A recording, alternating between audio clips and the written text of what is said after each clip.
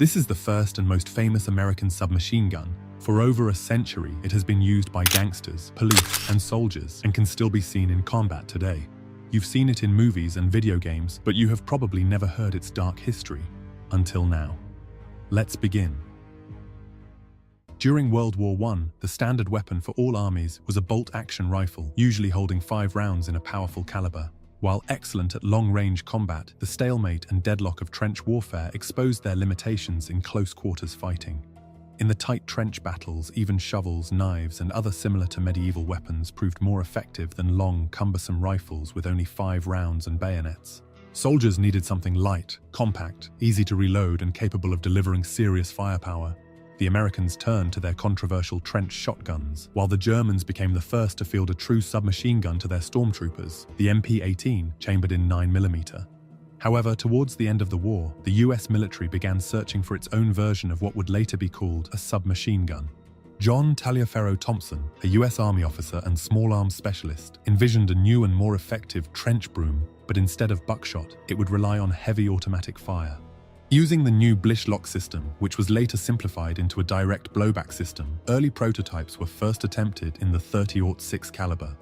Since the US Army had no intermediate cartridge between pistol and rifle calibers, they decided to test it with the .45 ACP pistol round. The lower-powered .45 worked perfectly, allowing for a simpler and more controllable design compared to gas-operated systems. The force of the fired cartridge pushed the bolt backward, cycling the action without needing gas or recoil operation. Like most machine guns of the time, it fired from an open bolt. This is how the Annihilator prototype was born. Thompson believed this new weapon could break the deadlock of trench warfare, but by the time it was ready, World War I had already ended. The US Army lost interest, leaving Thompson and Auto Ordnance with no military buyers. Shifting to the civilian market, they decided the name Annihilator was too much and changed it to something more appealing, the Thompson submachine gun. The first production model, the M1921, was the one seen in classic movies, recognizable by its top-mounted charging handle, wooden stock, and front foregrip.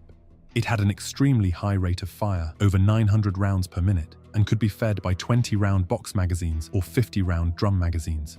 It was a well-made weapon, weighing over 10 pounds empty, which is about a pound more than an AK-47. When fully loaded with 50 rounds of .45 ACP, the weight was substantial, but it at least helped control recoil. Auto Ordnance began working with Colt to ensure large-scale but high-quality production, which resulted in a very high price.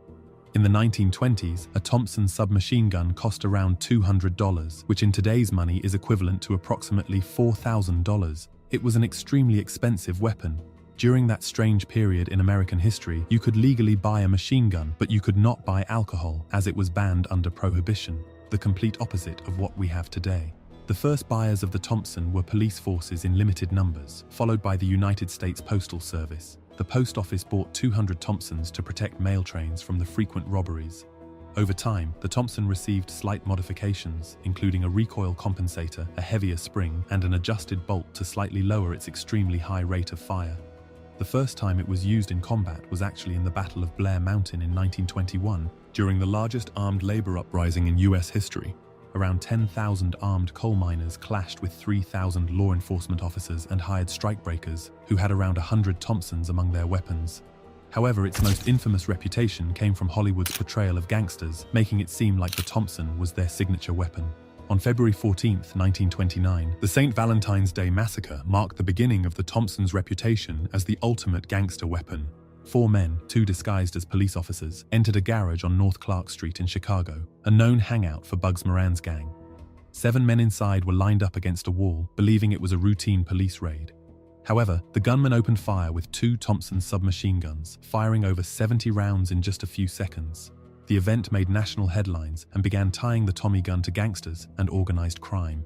Although gangsters did use the Thompson in some cases, the iconic image of mobsters in trench coats spraying bullets from Tommy guns was mostly created by Hollywood.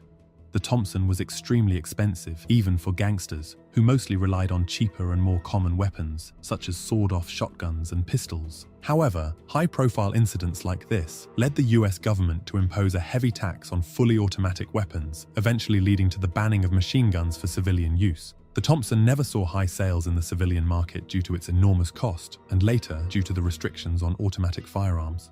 By the time World War II began, only about 15,000 had been produced.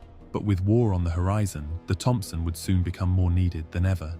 Along with the original version, a slightly modified M1A1 variant was developed, with simpler sights, a charging handle moved to the side, and 20 and 30-round box magazines.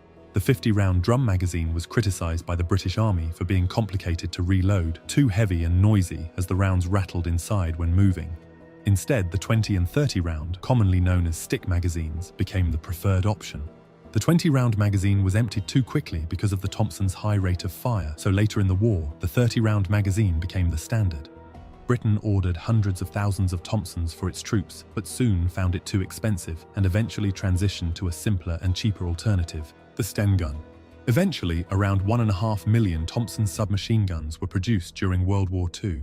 However, compared to the 6 million M1 Garands and 6 million M1 carbines, the Thompson was far less common than can be seen in movies. It was primarily issued to soldiers in specialized roles rather than standard infantry. Usually sergeants and above could get their hands on the Thompson. Paratroopers, tank crews, rangers and commandos used it the most, as it was especially effective in raids and close-quarters combat. Soldiers who carried it generally liked it. It was well-made, reliable, and highly effective in urban and close-range fighting. However, it was too heavy for a submachine gun, and the US government didn't like its cost and time-consuming production. While it was rated as effective up to 150 yards, in reality, its practical accuracy and effectiveness were closer to 50 yards. Although the 45 ACP cartridge had great stopping power at close range, it struggled to go through vegetation, making it less effective in forests and jungles. On Iwo Jima, for example, although Marines liked them, they were replaced with BARs for jungle combat. The submachine gun concept was widely used by all major powers during World War II. The Germans had the MP-40, chambered in 9mm, with a lower rate of fire than the Thompson, but it was more controllable, better at longer ranges, and had a folding stock, ideal for paratroopers or tank crews. The British Sten, also chambered in 9mm, had a unique side-mounted magazine, which made it awkward to shoot and reload. It was cheap and easy to mass-produce, but had a reputation for poor reliability. The Soviet PPSH-41 was chambered in 7.62 by 25mm Tokarev, an interesting high-velocity cartridge. It had an extremely high rate of fire of over 900 rounds per minute, and with a 71-round drum magazine, it was one of the deadliest submachine guns of the war. However, Thompson's ammunition was significantly heavier than the 9mm rounds used by the MP-40 and Sten, so a US soldier could either carry less ammo or more weight than them. A fully loaded 30-round Thompson magazine weighed about 650 grams, while a 32-round MP-40 magazine weighed only 400 grams, more than a 50% difference.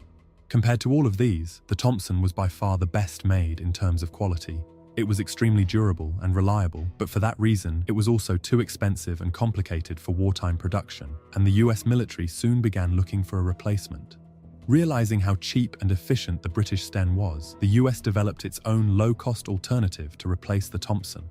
This led to the development of the M3 grease gun, which was much cheaper, simpler, and faster to produce. The Thompson was made from high-quality milled steel, with each receiver cut from a solid block of metal, while the M3 grease gun was made from stamped sheet metal, produced at just a fraction of the cost, though significantly lower in quality. Despite this, the Thompson remained in service for decades and was also used by other nations. It saw action in the Korean and the Vietnam War, used on both sides. Even the Soviets received Thompsons through Lend-Lease during World War II, and they are still emerging today in conflicts like the war in Ukraine. Aside from its military use, the Thompson also became a Hollywood icon, appearing in countless war and gangster films. It became a famous collector's item, and it is still being produced in semi-automatic versions for civilian buyers.